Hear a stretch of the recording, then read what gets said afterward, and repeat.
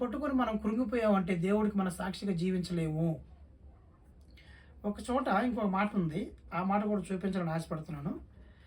ఏబు ఏబు మనందరికీ తెలుసు కదా. రండి చూద్దాం. ఏబు గ్రంథంలోకి వెళ్ళిపోదాం.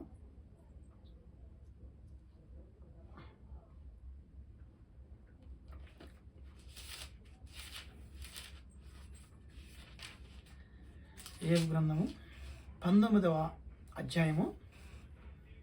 ఏబు 19 మొదటి నుండి. అంతటా ఏబు ఇలాగున ప్రత్యుత్తరం ఇచ్చెను, ఎన్నాళ్ళు మీరు నన్ను బాధింతురు? ఏం చేస్తారంట? బాధిస్తున్నారంట, వేధిస్తున్నారంట, శోధిస్తున్నారంట. ఎన్నాళ్ళు మీరు నన్ను బాధింతురు? రైట్. ఎన్నాళ్ళు మాటల చేత నన్ను నలగగొట్టెదరు? మాటల